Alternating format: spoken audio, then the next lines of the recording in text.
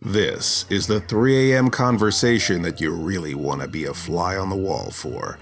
This is the Sleepless Knights podcast, hosted by Mr. Lobo of Cinema Insomnia and my producer Paul Sanders of BESTOW TV. Those who listen know it's unlike all those other podcasts.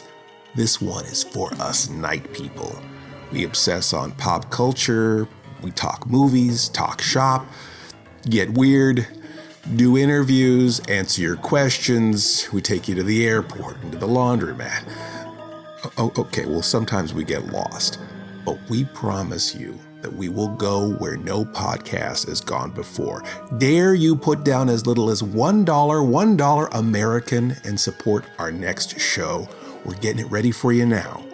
All you can hear for $1 or more an episode. Please join us on Patreon. Patreon.com/Sleepless Knights Podcast, all one word, SLEEPLESS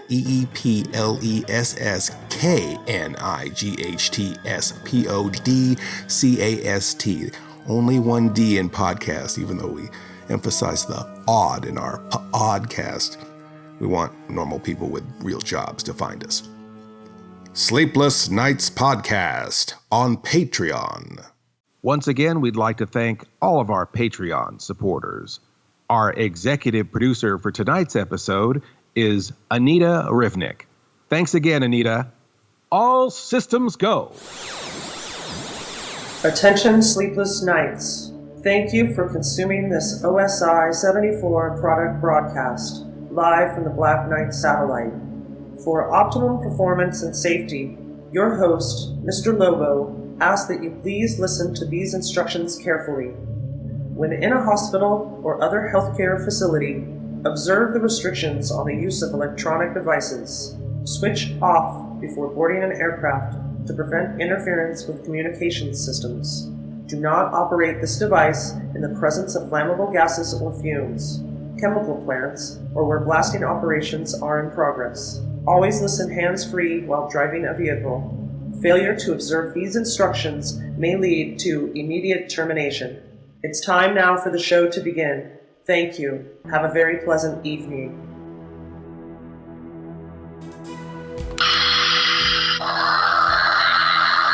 Oh, you want this? Take your Jedi weapon. Strike me down with all of your hatred. My saliva will protect me. You can't tell me what to do, Daddy Sidious. You stay away from me. I'm a sky killer now. I'm sorry, what is your name? I am Ray Scar Killer. Fight me, bitch. Help me, Kylo Ren. My damn You're my battery only keeps hope. dying. That's not true. That's impossible. No. Search your feelings, Luke. You know it be true. I actually am really disappointed. Like when they took off the mask of Darth Vader, didn't you want it to be James Earl Jones, or did you want it to be David Prowse, or did you just not want it to be anybody? I don't know if I really wanted to see who was behind the mask. I was barely one, so when the first Star Wars came out, I guess you were talking about Jedi, so I probably would have been 10, so I probably didn't give a damn. I probably didn't care. I probably didn't know who James Earl Jones was or Dave Prowse. Because you're just living the story, right? Just living the story.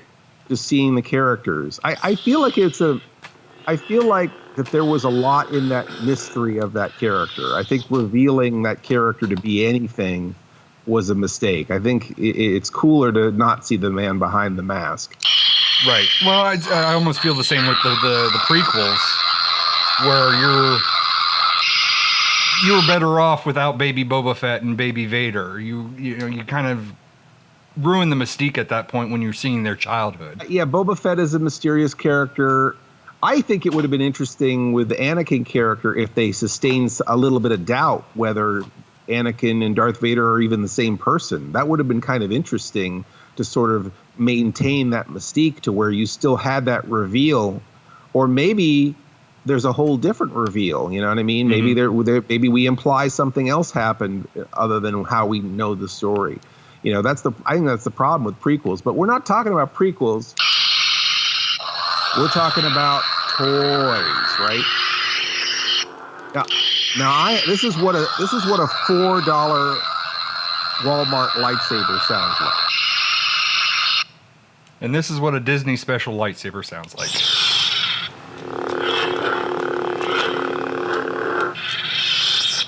And what is the suggested retail price of that Disney lightsaber? I do not know, and I didn't really care to look it up. My daughter made this for me. So. Oh, okay. Well, that's wonderful. It's a build a lightsaber. So she built this lightsaber for me, and she used her imagination. She built it the way she thought her dad would like it, and her dad apparently likes to have a Darth Vader version of the lightsaber. Very good job. With gold trim and Mace Windu's blade. So wow, that's so creative. I would watch that special edition. I watched the shit out of that if Darth Vader had Mace Windu's blade, to tell you the truth. I have this, it's weird because like when I was a kid, I had my Kenner Star Wars toys. And at that point in the first movie, which is really an interesting choice for that first movie, Luke does not fight with a lightsaber in that whole movie. Mm-hmm. And they set it up in that movie. They hand over and go, "Oh, your father wanted you to have this lightsaber." Right, and he stares right down the barrel of it. And then and then he puts a hole through his face. And they take him to the hospital. No. So what's interesting about it is that he takes that lightsaber, but then Obi-Wan has it. Or no, Obi-Wan has his own lightsaber. Obi-Wan has his own, right. But it's also blue. And Luke takes the lightsaber. So he has the lightsaber. He just doesn't do anything with it. No, he trains with it. He does use it. He trains with it. He trains with it. And that is his big victory, is just getting through his first little bit of training. And then for the climax of the movie, he goes toe-to-toe with Darth Vader on his own terms as a pilot. Mm-hmm. Which is really interesting for that movie, especially when they weren't even sure there was going to be another movie when they made that first one. So for me, like, I always thought of Luke Skywalker as he was on the poster, the Hildebrandt poster, where it's the shining yellow lightsaber over his head. You know, he's got that big ripped chest. Mm-hmm. And they all look like Hildebrandt. That's what's really funny. Like Princess Leia and Luke have like the same face of like, and it's the artist's face on both of those characters, I feel. And then artists, because it's the brothers. They're brothers. Right. But I feel like that like every artist, you look at your own face while you're drawing, so that you get the expression right. Because I feel like when you look at any artist's work, a lot of times you can see, like, everyone thinks that the Mona Lisa is Leonardo da Vinci. Mm-hmm. It might be that just, he had a mirror around and he's making the expression that he wants. And that's just, that his most patient, subject is going to be himself, if he's doing, trying to do a expression that's true to life. They didn't have the internet in those days where they could just go on to DeviantArt and stare at somebody else's pose that someone did for them. Did they? What? I mean, some of them have models. I know Greg Hildebrandt he usually has models around the studio that he frequently will take pictures. He'll put them in the positions of whatever he needs, whatever take artwork photos. he's working, take photos and stuff. Yeah, I'm sure for heavy metal and for posters they do take photos. But I don't know if back then if it was the same. But my joke is that I always kind of felt like Luke and Leia have the same face, and it is not Carrie Fisher and Mark Hamill's faces. But that being said, they might not have even cast those characters yet when that original first poster was painted. So they might have been faceless. They might have been faceless. But what's interesting is that Luke had a yellow lightsaber in that artwork, and then Kenner picked up that piece of artwork as kind of like the logo for the line of the toys. Mm-hmm. And so the Luke Skywalker action figure in the first lineup had a yellow lightsaber, and Ben's figure had a blue lightsaber, and Vader's figure had a red lightsaber, which I would promptly, the little weird skinny tip breaks off, and then it's too short, and then you go find a toothpick. Usually you get a red, blue, yellow, green assortment of toothpicks, and you just jam the toothpicks in there. Never went that far. I get the Martini Swords that they used to have and just give them the whole sword. The Martini Swords. Because they were about the size of those figures. Yeah, but the Martini Swords has a hilt. Yeah.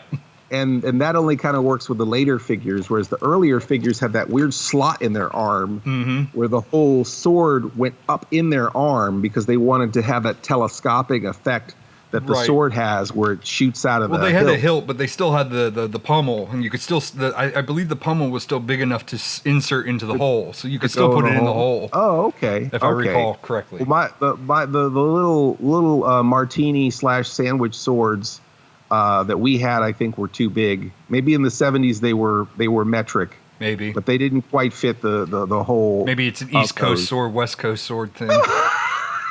But I always put toothpicks in the. I can't believe this conversation we're having about putting what fake thing you put in the Kenner action figures armhole when the lightsaber breaks. Write in the comments below. We want to know.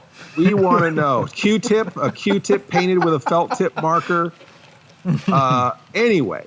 That's almost more in line with was it American Gladiators where they have the little baton? Well, damn it, you cut the fuzzy parts off first. All right, is this an East Coast and West Coast thing?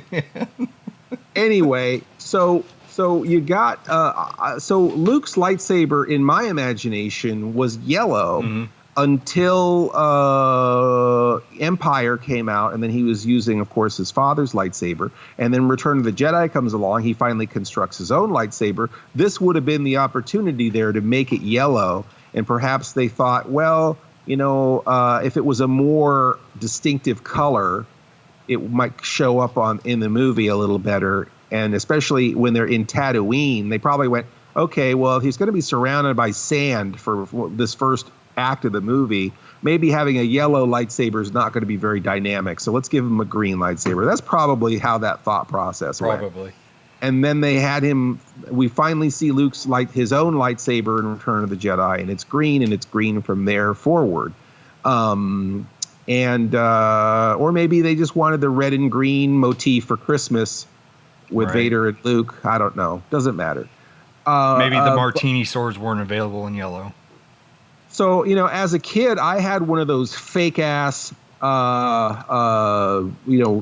sporting goods lightsaber that were non-licensed. Usually it was called Laser Sword or Star Sword. I think those were the typical kinds of names these things had. Well, if it was Laser Sword, it would be on par with the later set of movies because he refers to it as a laser sword later on.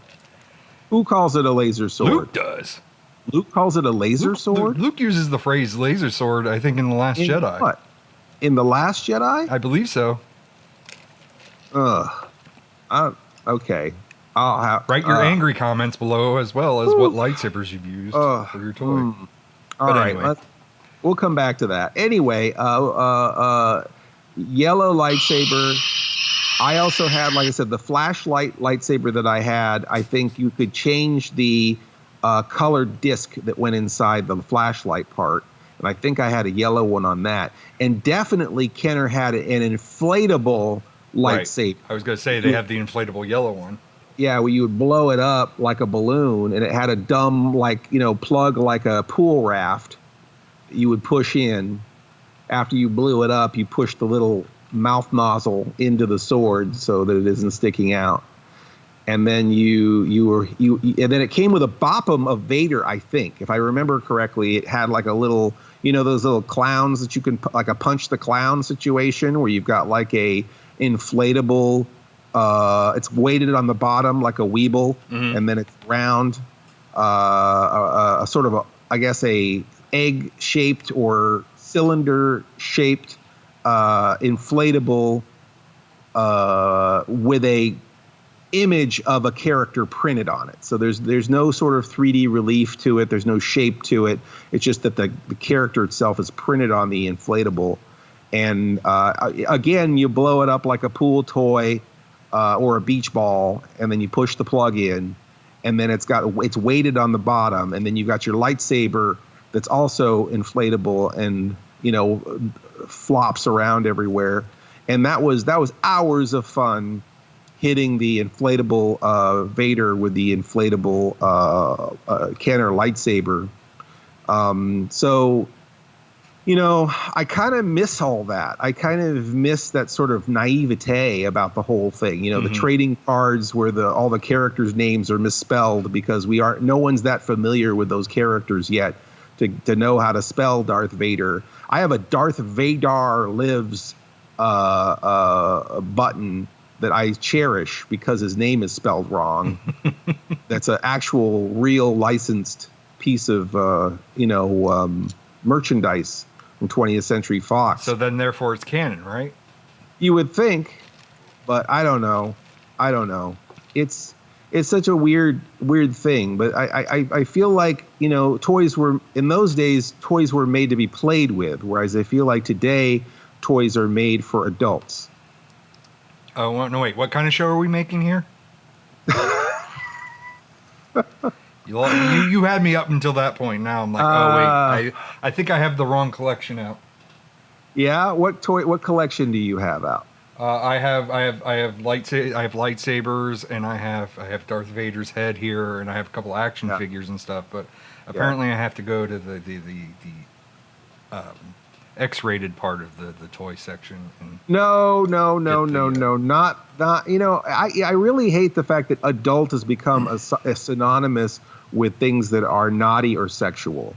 I feel like, you know, anything that's adult is like, it should be like toys for adults. It's really like toys for adults with juvenile tastes, right? That's what it's about. You know, it's really weird because I feel like the same thing happened to the toy market that happened to the comic book market, where all the young kids are playing, the young kids are playing video games, and so they kind of are just still trying to grab the same market of people, only they're much older now, right? Sort of? Right. Yeah. So we're going to talk more about toys for big kids, toys for little kids, toys for collectors, toys for non-collectors when we come back.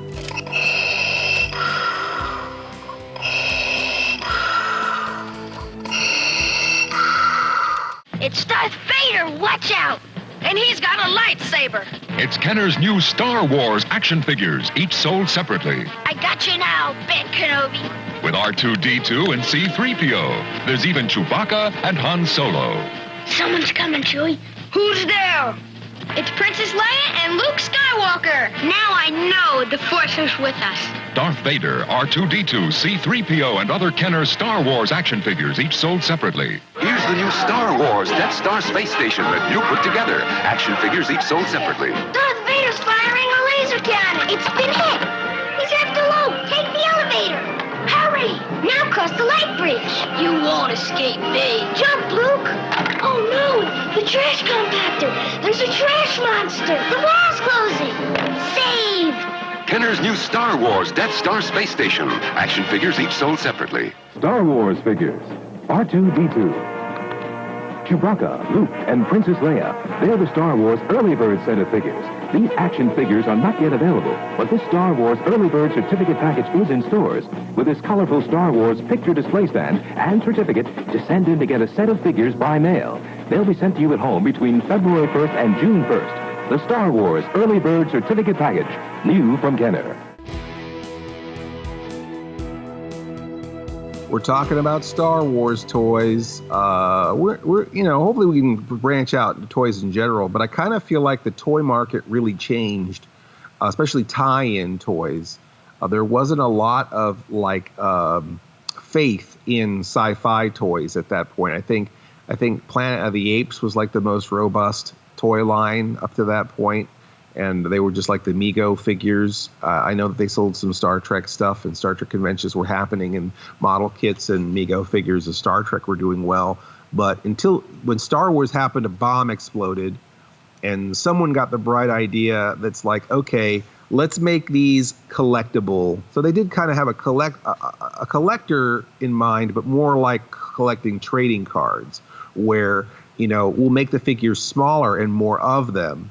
and even give everyone a checklist on the back of every blister pack with a figure to show you these are all the ones we offer. These are the ones you don't have yet.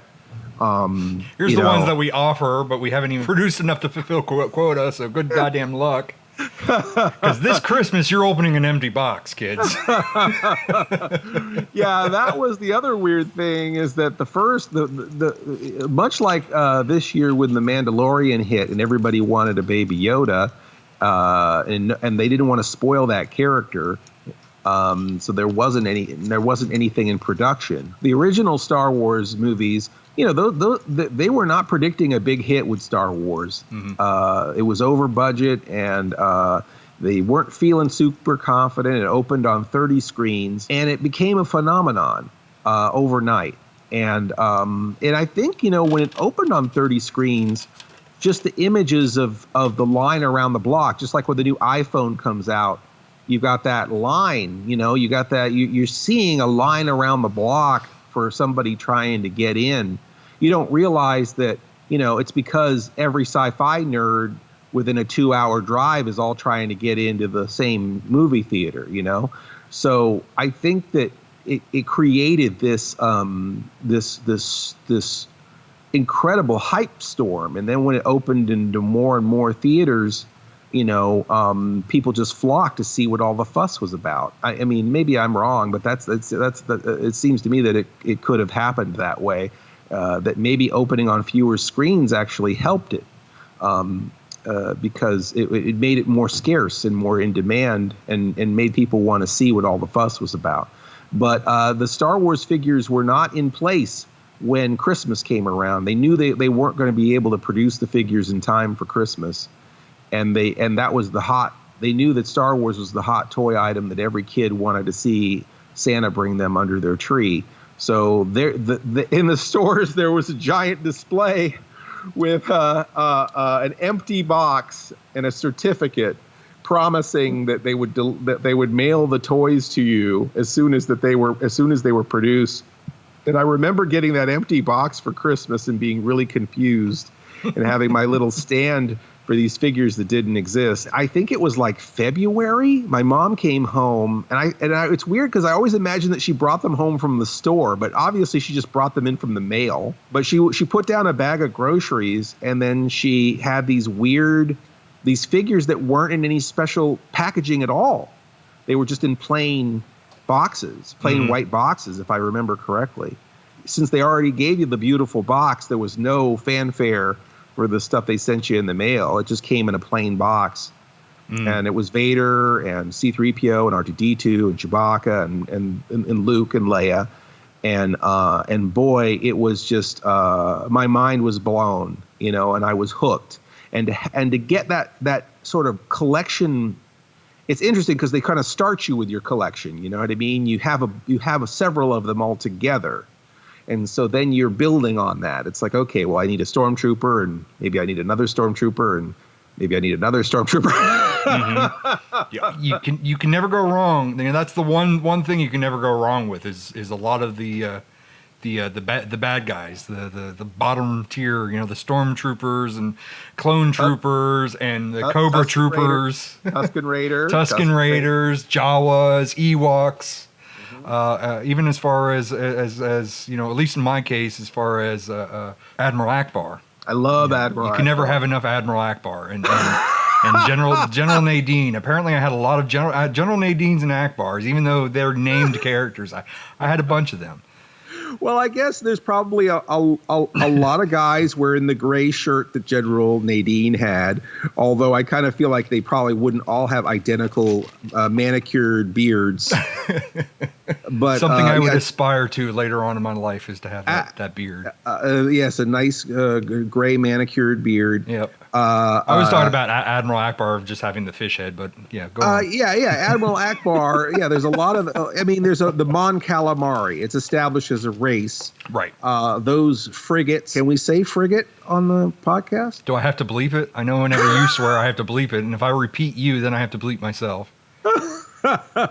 Anyway, the Mon Calamari are established as a race. of characters other than Admiral Ackbar, and they're similarly dressed. So yeah, I had a few of Admiral Ackbar's too. So, but you said you had a bunch. Huh? I had a bunch. I know we talked about this on segment 5, but I don't know if I said this public. When I was a kid, we had a store called Boscos up here, and apparently a lot of people. I don't know if this is malicious, or if this spoke about the glue that held the packaging together. But a lot of the figures were free from the packaging, and so there was a box they used to keep like this bin that would have all the loose figures that had fallen out of their packages or people were ripping out of the packages. Mm-hmm.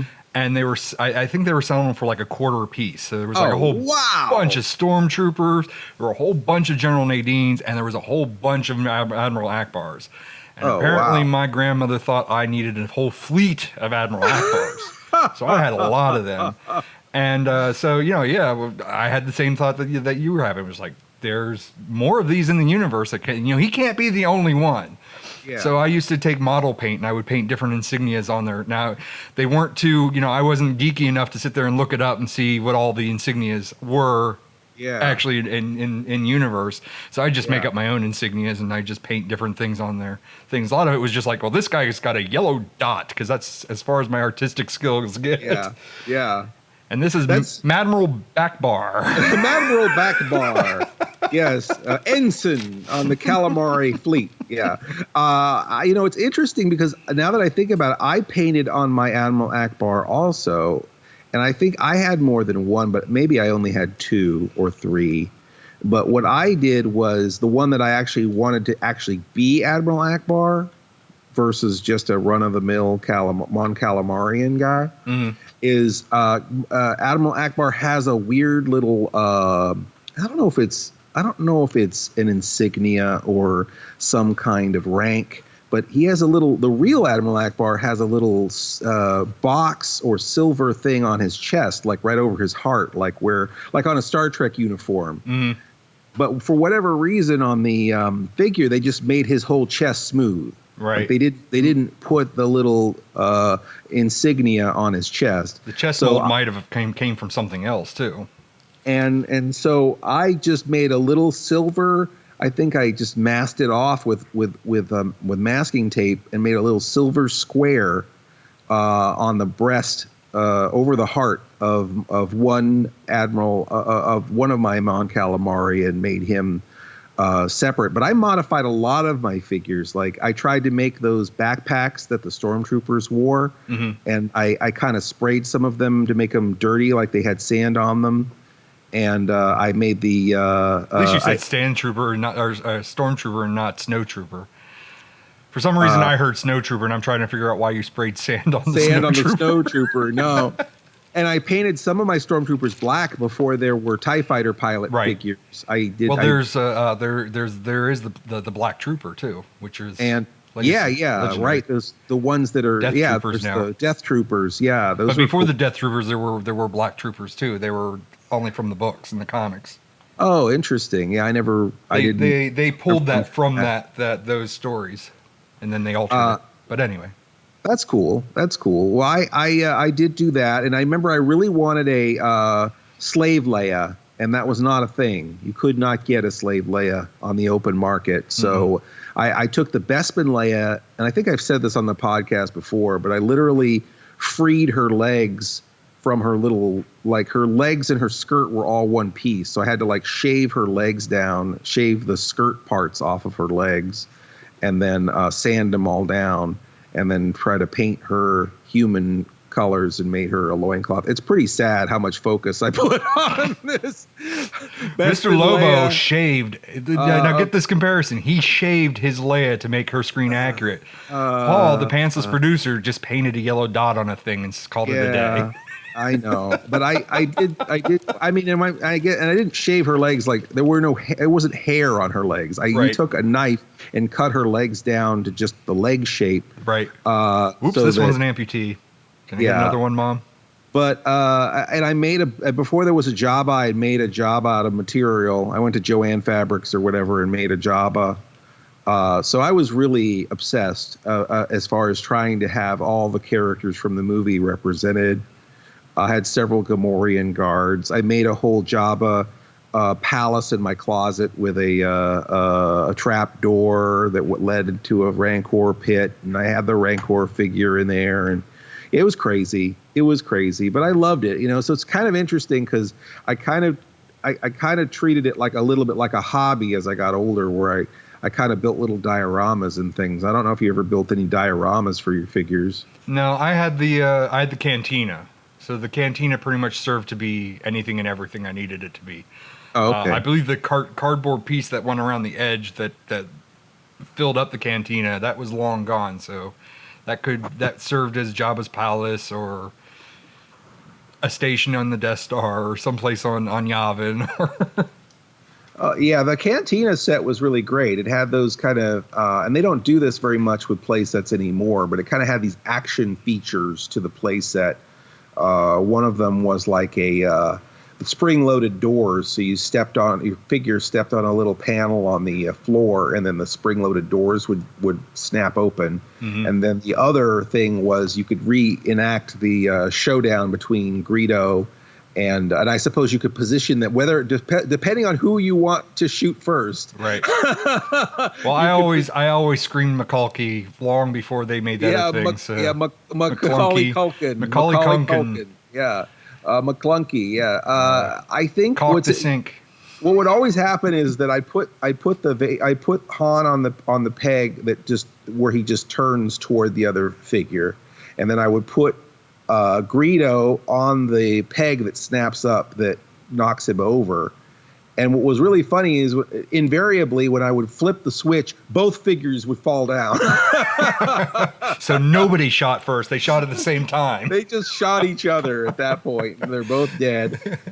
Han is dead. Da, da, da, da, da, roll credits. But yeah, they never get on the Falcon. And yeah, the Millennium Falcon toy was amazing, which I, of course, quickly ruined with black permanent markers. I tried to fill in all the score marks and the darkened recesses of the blackened access panels and stuff on the Falcon. So my whole Millennium Falcon was doodled all over with smeared black permanent marker so that it would look more like the hunk of junk it is in the movie because it was too clean. Right.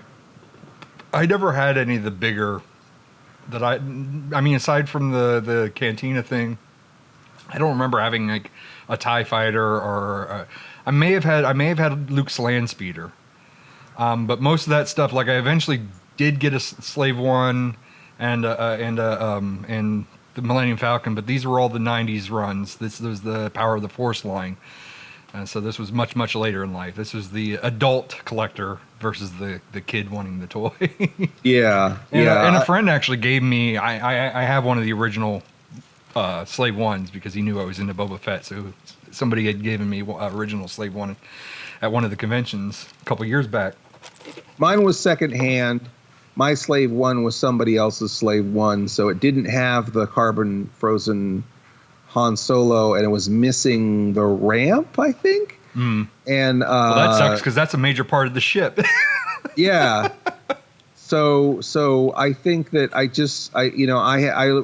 when the Power of the Force characters came out, they had a carbon frozen Han Solo that came out of a little. Yes, that was awesome. Like a separate piece. There was a clear portion that you could fit him in the back of, mm-hmm. and then he was inside of his carbon frozen. And I would always fill it with water and put it in the freezer, and then defrost him in the microwave. So I was going to say, or just put him out in the set and just actually let him fall. No, I couldn't wait that long. I always put him in the microwave. I also put Mork in the microwave, but that's because I couldn't stand looking at his stupid face. Oh. Anyway, we'll be back with more Sleepless Nights and the nerdiest stuff you've ever heard. Miss Mittens Kong, this place is a mess. You got comic books all over the place, stacked here, stacked there. You're reading like 2 or 3 at once. Wait a second, did you get all these from the Isle of Comics? Yeah, that's my favorite comic book shop too. You know, they got the free preview subscription service, the pull list service, honest, reliable customer service. I mean, it's basically your mom and pop homegrown comic book store, wouldn't you say, Miss Mittens? That's right. That's right. And if you don't have a place like that, dang it, it wouldn't be worth a drive to come down to Williamsport, Pennsylvania, to the Isle of Comics. And if that's too far, just visit him on Facebook. You know, Mr. Lobo made a couple videos there. Maybe you saw Mr. Lobo does free comic book day. So be sure to not tell Joe that Mr. Lobo sent you. Tell him Miss Mittens sent you. That'll probably get you a lot further, right, Miss Mittens? Hey guys, are you ready to record that Isle of Comics? Hey, why is this door locked? Don't come in here. So can we talk about something other than Star Wars? Not that I like the Star Wars speech, but you know, I'm a little bit younger than you, and I kind of missed out on a lot of the Star Wars stuff. My age range, which was more like Transformers and G.I. Joe and whatnot. Yeah, definitely. Yeah, definitely. I think that would, you know, we're talking about the toys that made us, right? And you know, you got to hit on all of the, I would say, the cornerstones of the modern toys that are both collectibles and toys for kids, toys for adults. In going with that, I feel like one of the staples would be, of course, G.I. Joe and Transformers. So, yeah, absolutely. Right. Let's talk about those guys, too. And I feel I didn't mean to dominate with Star Wars. I feel like I forgot to hit on an aspect from segment 2 was that I said, you know, I never really had the original run of like the ships, the starships and stuff for Star Wars. Yeah. And it's probably because during which, you know, when I became of age where I was a little bit more interested in the toys, I had the G.I. Joes and the Transformers, and I had the, you know, the fighter jet, and I had a lot of the HISS tank and everything else. Transformers. Okay, so you had some of the bigger things for the G.I. Joe line. Right. I had a lot of the bigger stuff. And Transformers, they themselves were the toy line. They didn't really have too many extras, unless you count like Omega Supreme and stuff. But again, he himself was the toy, you know. I had the GoBots base, I think. Mm-hmm. The weird thing that looks like an AT-AT Walker. And I think I only had it because it looked like an AT-AT Walker. It was like my secondary AT-AT Walker, but the lame GoBot base, which, of course, GoBots are now been folded into Transformers somehow, right? Yeah, Hasbro owns both, and then they just folded them in. Now, GoBots were first. In my memory, GoBots hit the scene first, and then Transformers, like within months. Like I feel like it all happened around the same time. Right. And I think because there might have been more marketing power behind Transformers, that is probably the reason why they dominated a little bit more than GoBots. I mean, I remember GoBots always being the Kmart version of Transformers, you know. You didn't like them because they were the Kmart version. You know, I guess Kmart was the down. That was like what us kind of great value. Yeah, it's like us saying like the dollar store Jason or something. Yeah, the great value. Yeah, exactly. I feel like it's sort of like the Ghostbusters, right? It's like there was the Filmation Ghostbusters, and they actually, those characters that Filmation created and that title existed before the movie Ghostbusters. But then the '84 Ghostbusters just eclipsed. Right. They always say you got to be firstest with the mostest, but sometimes if you're secondest with the mostest, you eclipse firstest with the not quite enough. You're a poet and didn't know it. Beautiful. And I feel like that kind of happened with GoBots, is that even though GoBots were hitting the market and a little bit just before the Transformers hit the market, the Transformers hit a lot harder, and maybe it was a much easier sell for older kids than it was for slightly younger kids, because I think GoBots they targeted a little bit younger, whereas the Transformers kind of had a slightly broader base, and it might have been that a lot of Star Wars kids were graduating into G.I. Joe or Transformers, and so they were a little edgier, and I think that it definitely had an appeal there that the GoBots did not. Right. And I mean, I remember just myself, it was that there was always a stigma for the GoBots, where it's like, you know, that there was, you wanted the Transformers, you didn't want grandma to get you a GoBot. And I just think that it just comes, I think it's the showmanship of the toy itself. You know, like it seemed like that there was more play value with a Transformer than a GoBot. Like a GoBot, like sometimes you just pop the doors out and flip the head around and there you got your robot. Whereas something like a Optimus Prime, there's a little bit more to it. Consumer tastes were changing, and I think Star Wars kind of made that, and He-Man too. Yeah. Kind of, people were looking for more detail, I think, in their figures, and they were just a little more demanding. Whereas I think that it used to be the idea was keep it simple, don't make it too complicated, make it brightly colored. You know what I mean? The toy makers kind of had certain mandates when they made toys. But I think, again, I think the consumer market was changing, and I think that people wanted figures that had more articulate. Even then, I think that was the beginning of that, right, where they wanted figures that had more articulation, they wanted figures that had more detail, and they wanted figures that more closely resembled their counterparts in film and television. Right. And I think that it used to be that those were non-issues with toy making. Right. More play value, more bang for your buck. Yeah, it was like, can this last in the sandbox? That used to be the mandate, where it was just like, okay, you know, do all the stickers fall off this in 2 minutes?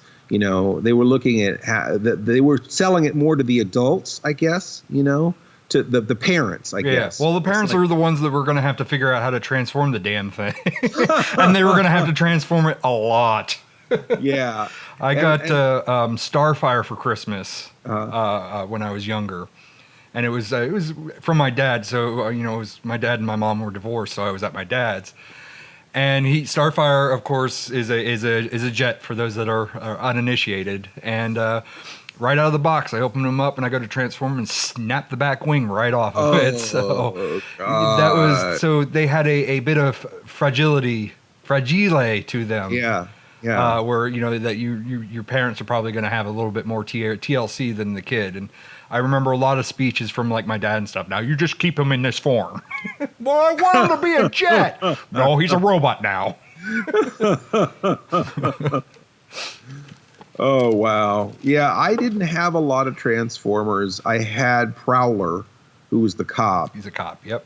He's a Decepticon, too. I was just a very square kid. They always thought I was a narc, you know, in school. I mean, I'm wearing my suit and tie and everything. I mean, I was just a stupid kid.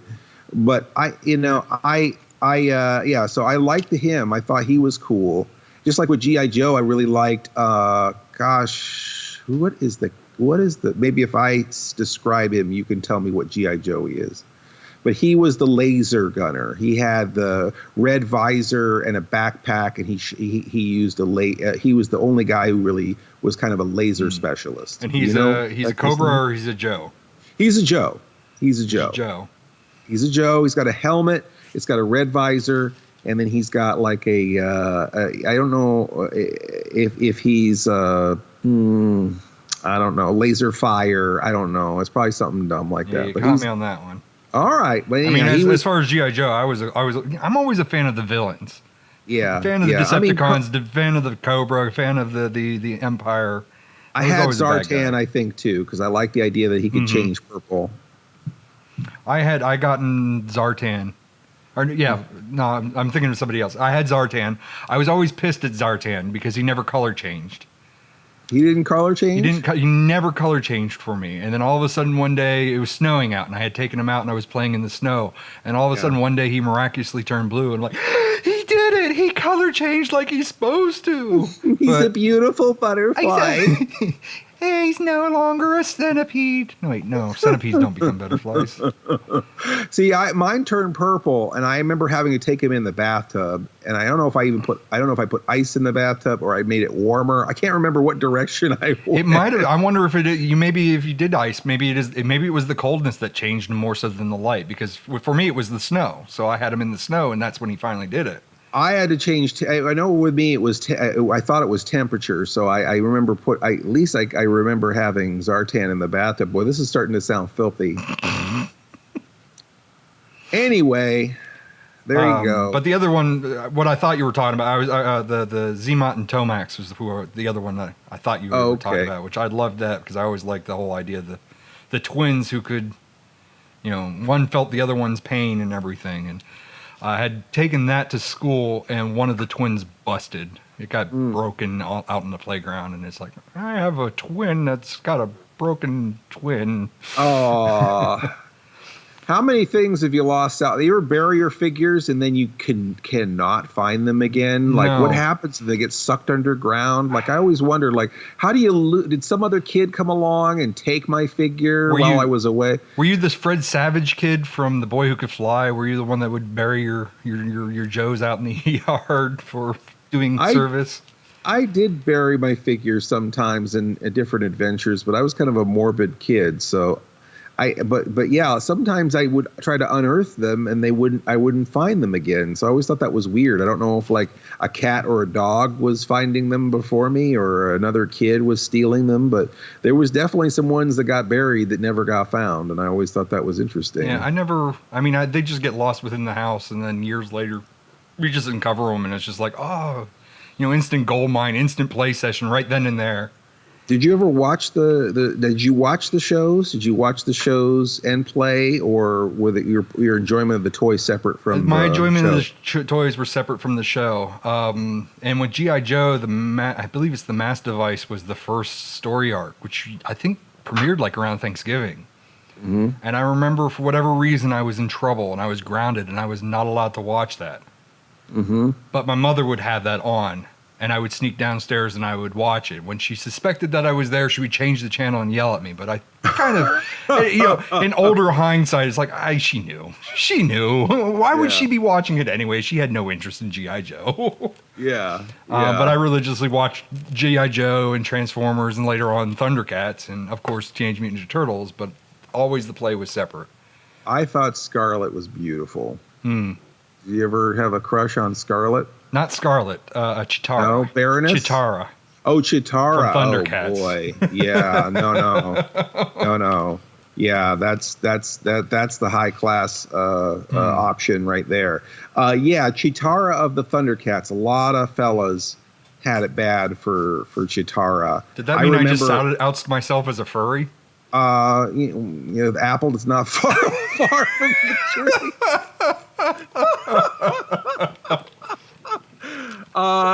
It's interesting because I feel like a lot of people, the whole like subculture of not just furries, but I remember there was a friend of mine. Hopefully he's not listening, but I'm gonna turn off my lightsaber for this.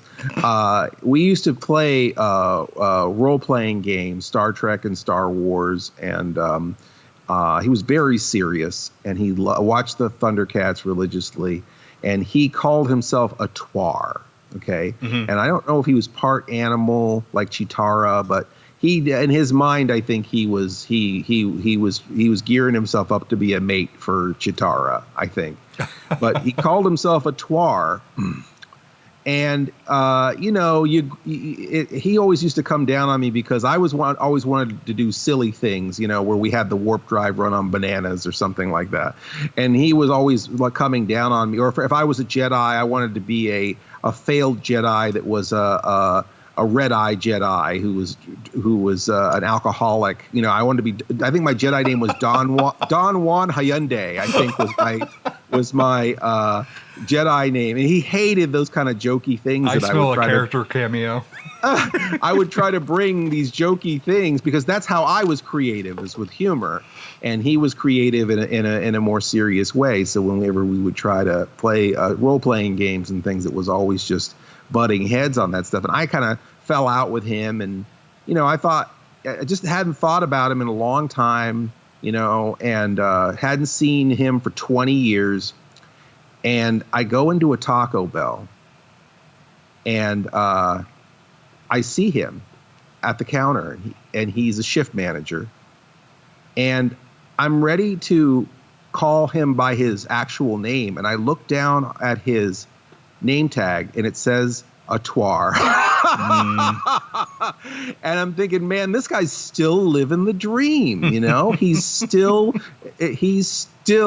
you know, he didn't sell out. He's still that guy. He finally is the captain of his own fleet at Taco Bell, and he stayed true to this thing that he came across when he was a teenager. And it's really weird because I busted his ass and made fun of him when I was a teenager, but as an adult, it kind of turned me around on it, where I'm like, wow, this guy was really serious, and this is who he is now.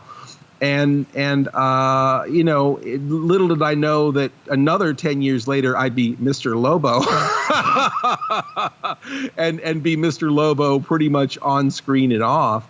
But it was interesting, his commitment to his own persona that he created, you know, when we were kids. The fact that he was still, who is texting me during a podcast? Gosh darn it. Fred Decker? Are you hearing these dings? I didn't hear anything. Are you hearing the dings? No. All right, I'm feeling dings in my pocket. Can we go to a break? Yeah, sure. All right, we'll go to a break. Mr. Lobo's going to see who's ruining the podcast, and we'll be right back. He'll fight for freedom wherever there's trouble. G.I. Joe is there. It's here, the G.I. Joe collection. Infantry trooper. Codename Grunt. Bazooka soldier. Codename Zap. Mortar soldier. Codename Short Fuse. Laser rifle trooper. Codename Flash. Ranger. Codename Stalker. Communications officer. Codename Breaker. Machine gunner. Codename Rock and Roll. Counterintelligence. Codename Scarlet. Commando. Codename Snake Eyes. Each sold separately. G.I. Joe from Hasbro. If anyone can stop Joe, it's Zartan. Evil master of disguises. Zartan. There's no end to his surprises. Zartan. Zartan has an evil plan just for G.I. Joe.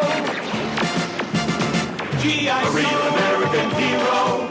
Fighting a fiendish new foe. Your plan is not working, Zartan. Wrong, Commander. Watch. Follow the further adventures of G.I. Joe in Marvel Comics. He'll fight for freedom wherever there's trouble. G.I. Joe is there. G.I. Joe. Cobra Invasion! Get the G.I. Joe Sky Striker! Ace the Airborne, let's get those turkeys! We're gonna get Cobra this time! Our combat jets are on the way! Hey, check my missiles! They're A-OK! Great, I'm going down for a closer look! Way to go, Joe! G.I. Joe Sky Striker comes with Ace and 2 parachutes. Other figures sold separately from Hasbro. So I kind of feel bad because every story that I have with my toys was like, well, I broke it right away. But I do have I have a happier story when it comes to my G.I. Joes. When I was in high school, my girlfriend at the time, she had a mentally disabled cousin who was very, very much into those G.I. Joes. He really, really loved them, really loved the ideas, watched the cartoons religiously, and was really into this stuff. But his parents weren't really all that well off, so they never really got him the toys. They couldn't really get him anything. And at that time, I'm going into high school, so I'm kind of in that transitional phase where, I'm not really into the toys anymore. So, it kind of got to the point where it's like, I'd rather give this to you.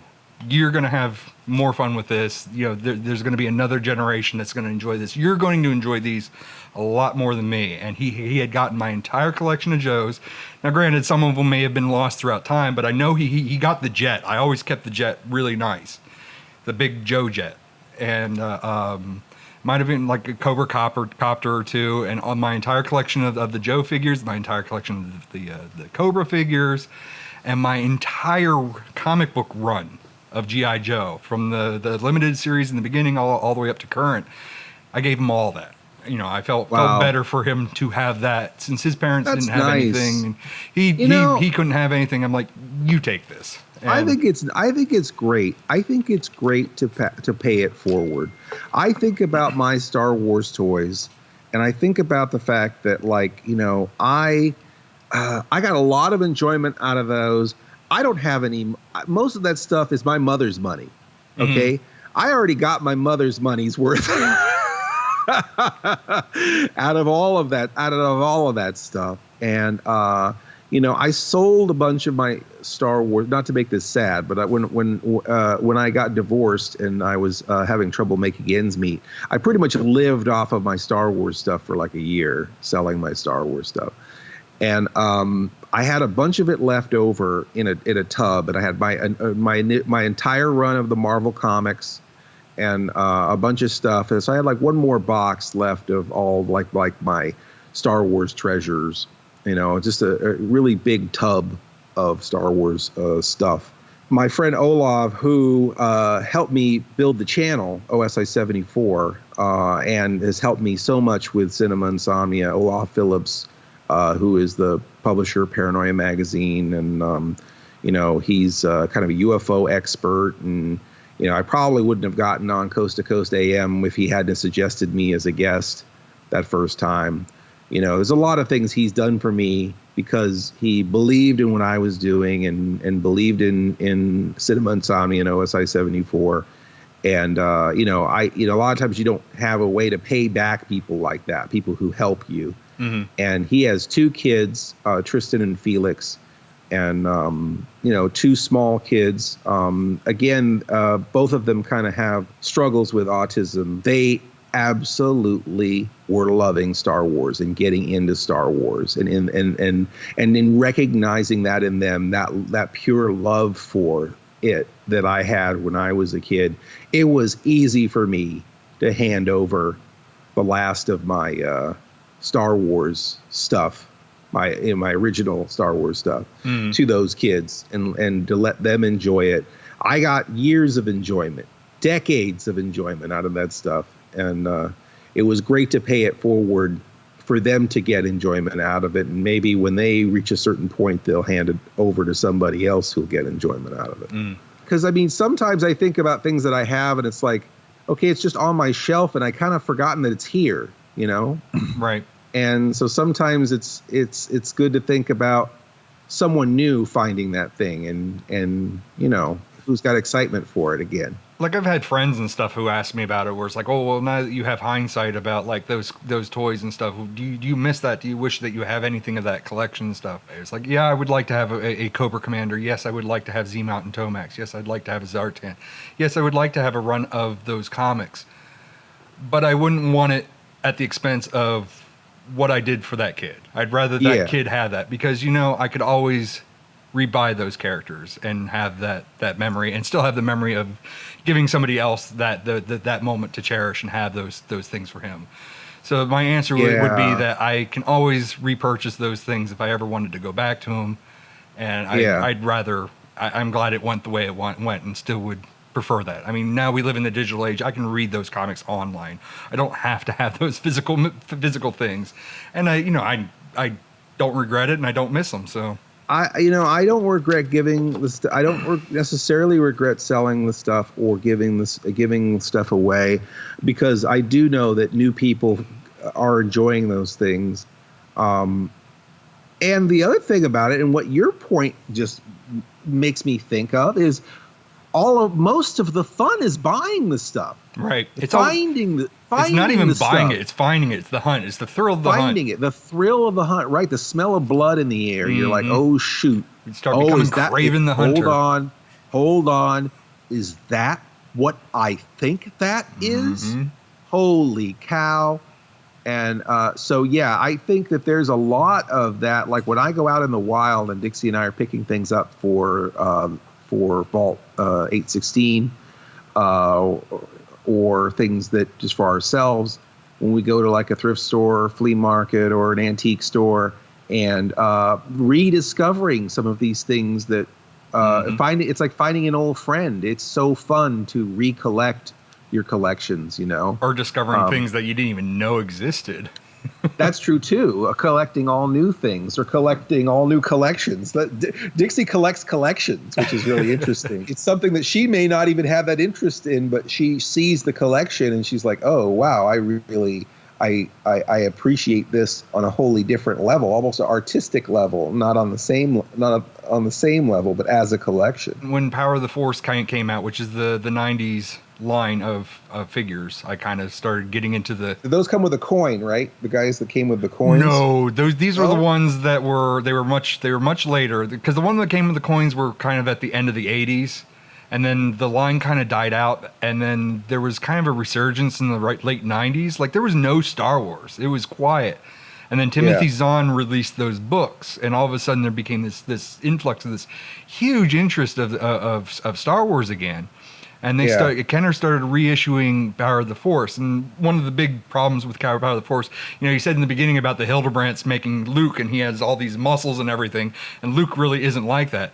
Yeah, the Power of the Force line was like that. Luke had the huge pecs and everything. All the characters had the huge pecs. To a degree. I feel like He-Man spoiled that for everybody, right? Yeah. Well, it became such a problem that to a degree, I think by the second or third wave, they had to scale back and then reissue them without all the musculature.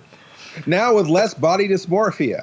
But I was getting back into that kind of stuff and kind of doing it I was kind of collecting, and at that time kind of collecting with the idea of like, well, this was when I was a child, is worth a couple bucks. If I had Yak Face is like a $500 figure. Of course, I'm going to buy every figure. Not to kind of actually talk about the figures, I was kind of interested in just the whole Star Wars resurgence as its own. Yeah. And one of the things that I was chasing were the Burger King tumblers, the painted tumblers. Okay. And I wanted a full set of all, so the Burger King the Burger King had glasses. Right. Okay. Yeah. Okay. The glass tumblers. Okay. Yes. Because I don't think of a glass as tumbling. I think of a Slurpee cup as a tumbler because you can actually tumble it. You can't tumble glass. It's weird because I think every time when I would try to search for them or try to find them, they were always referred to as tumblers. That was a specific phrase or keyword that was attached to them. Maybe that's a misnomer. Maybe I'm wrong. Or maybe it's just an in name, or maybe it could be that any sort of emblazoned cup is a tumbler. I don't know, but I always think of tumblers as being plastic, like a Slurpee cup is a tumbler, right? Or like the He-Man and the Thundercats cups that used to come out from Burger King. They were plastic cups, so they were probably Or I had a mask one that was glow in the dark that had the mobile assault strike command, and it was a glow in the dark mask plastic cup. But anyway, a part of that was trying to find all these original glass cups. Yeah, the Burger King ones. Yeah. And we're talking about Thrill of the Hunt. That was always the Thrill of the Hunt, where it's like, well, I have 1, 2, and 4 of the Star Wars line, and maybe none of the Empire, and maybe just 1 or 2. So it's just trying to find that. Oh, it's another one with, everybody has the Vader and Boba Fett one, but no, they don't have any of these other ones. Yeah, I think like the Lando one. The hardest one to find is the one from the Star Wars line, the first line of C-3PO and R2. That was like super hard to find. And I just remembered the whole Thrill of the Hunt, the thrill of going to flea markets, to going to auctions, to going to all these, consignment stores and stuff to try to find them. And even when it got down to just that one glass that I need. Yeah. And then the day of, when I finally bought that glass, you think it would be happy because I completed the collection, and it actually kind of felt like more sorrow or more sad because it's like, well, now I don't have, the fun was looking for that thing, and now that I have that thing, I don't have, there's kind of a void now. There's, Don't you hate it when someone completes it for you? Yes. Where you're doing the Thrill of the Hunt, and then someone's like, oh, that thing you're looking for? Here it is. And you're like, oh, thank you. Yeah, and then your hobby's done, right, for you. And someone else did your hobby for you. I kind of feel like, because I still kind of do I still kind of look at things. I have a little bit of a collection nowadays. Most of my collection I try to sell off, but I try not to keep too terribly much because it just ultimately ends up rotting in storage. But occasionally, I'll be into something and like, oh, G.I. Joe has a new 6-inch line. And a lot of it's the Thrill of the Hunt where it's like, oh. Well, I found. Okay, I can check this off. I found Snake Eyes, and I found Cobra Commander, and I found Lady J, and not Lady J. I found Scarlet, and I found Gung Ho, and I found Duke. But I didn't buy them. I just found them, and I know where they're at, and that's it. That's as far as it's going to go for me. Or that's kind of neat. Or in another aspect, like when it came to Star Wars, I was killing my wallet buying every single figure in the wave. Yeah. In hopes that it's going to become value. Yeah. And, trying to break myself of that where it's like, I don't need everybody in the wave. Yeah. What do I like the most? And just buy what I like. So I limited it to Boba Fett, limited it to Vader, limited it to Sith, It is interesting about the Thrill of the Hunt because I have every Devo album that exists. And right. Faith No More for me. there's a little bit of a little bit of sadness with that, because unless they put out another greatest hits or another whatever, or greatest misses or whatever they decide to put out another or a new release of something that's already existed, there isn't a lot to find for me, because I have most everything that exists. But damn it, if every time I go to a record store, I go right to the D's and look and see what's there, which ones they have. Oh, okay, they got Freedom of Choice, they got New Traditionalists, they got Are We Not Men? Okay. And I'm looking at it. I don't need any of those records. Right. I'm spending half my time looking at records I already own. Right. I mean, for me, if I go to a comic shop, I go right to the W's and look up Wolverine. I own the whole 90s run of Wolverine. I don't need any more Wolverine books. But you found them. But I found them. They're there. I know where they're at. You spotted them. There they are. Your old friends. Yeah, it's interesting, right? Because you don't even need to buy them anymore, but you just want to find them in the store. Right. You just want to know that they have them. You want to know that they have them, I kind of feel like I kind of think about that person who's maybe like me, who's still out there looking for them. Right. Well, if anybody asks for it, because I do check in on like collectors boards and stuff. And some people say, hey, I'm from an area that doesn't have, what was it? The one artist who he wanted Dynamut. And I don't have Dynamut. And it's like, well, I know where Dynamut is. I know where 3 Dynamuts are. I can tell you where they're at. I'm not looking to buy Scoob merchandise, but I know where it is. And a lot of times I'd be picking things up for friends and just like, here, I'll get this for you. That's no problem. There's a lot of people that are in areas like if you're in like the city, that you usually get slim pickings. Yeah. But versus like where we live, where we got a little bit more flexibility. Now that I kind of spoiled that, and we have all the collectors are going to come into our area. So going back to the Star Wars glasses a little bit, today, so talk about shooting fish in a barrel. There is a 40th anniversary Empire Strikes Back glassware set.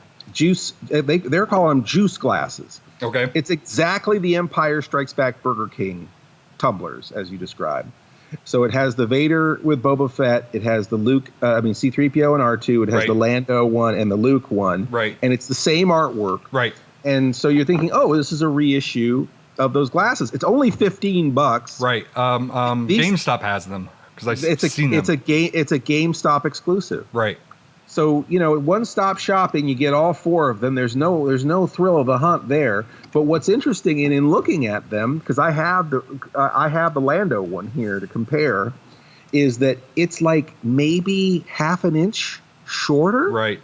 See, I saw them and I was grumbling about it because I'm like, but these are reprints, and what happens if they get out in the wild and people like me who are looking to collect these? What happens? No, they won't. There's a difference. They won't confuse them. They're a half an inch shorter. They don't have the Burger King logo, and the artwork, if you look really close, they're not silk screened. It's like a decal that's on there, so you can see like a clear edging on every single piece of artwork has this clear edging around it.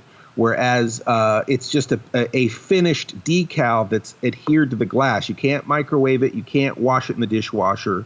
Interesting. Whereas the one that I have, the original Lando glass, it's silks. It's lithographed or perhaps silk screened. Right. Yeah. It's etched on somehow. And what's interesting is that it's on the glass. I mean, it's there forever on the glass. But what's interesting about it is that the printing is slightly offset. Like at first I thought, oh, maybe the artwork is different. But because, they printed the white, then they printed the turquoise, then they printed the pink, then they printed the black. When the Lando glass, when it comes together, and certain colors have to print on top of each other to make a third color, right? So it's kind of a weird aspect where the weird offset aspect of it is almost built in. I think that's why they had those weird kind of thick lines or maybe non-distinct kind of abstract style to that artwork on those glasses, is because it can't, they don't always hit in perfect registration to where all those layers overlap the right way. So like part of the peach of Leia's skin is like shifted off to one side a little bit, and that's kind of part of the art style. Anyhow, I've said too much about it, but I just wanted to just briefly mention before we go to break that we're done. We're done. We're done. We're done with the whole show. We're done with the show. This is the end. This is it. Oh man, this went by too quick. I know, because I have another add-on for the glass/tumblers, but I'm gonna have to wait to segment 5 to talk about it. All right. Well, again, either you take a long sip or a short sip from your childhood.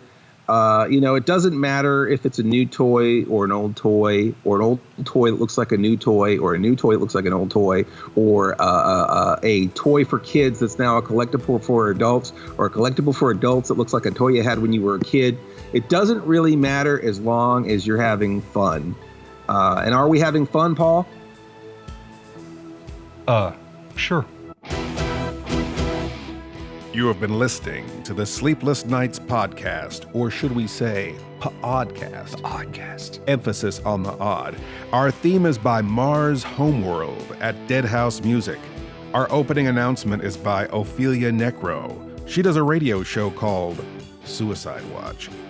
And you could reach Mr. Lobo at cinemainsomnia.com, or find me on YouTube, YouTube/Mr. Lobo. MISTERLOBO. Mr. Lobo on Facebook, Facebook/MR.LOBO, or on Twitter at Mr. Lobo, MISTERLOBO. Or you can find myself, Paul Sanders, or better known as BESTOW TV, at BESTOW.tv, on YouTube /BESTOW TV, on Twitter at BESTOWPROD, PROD, and on Facebook, BESTOW TV. If you want to place an advertisement with this podcast, and gosh, why wouldn't you? We could be talking about you right now. Contact us, Mr. Lobo at cinemainsomnia.com. That's MRLOBO @CINEMAINSOMNIA.com. Or support us on Patreon. Patreon supporters get to hear this podcast before anyone else, and a lot of other great stuff, right, Paul? Sure. Doesn't get it better than that, right? So come join the fun at patreon.com/sleeplessknightspodcast. That's patreon.com/sleeplessknightspodcast. Please stay up with us next week for another Sleepless Nights podcast. Or should we say, pODDcast. pODDcast. The best thing about being an insomniac is never having to say goodnight. Good night.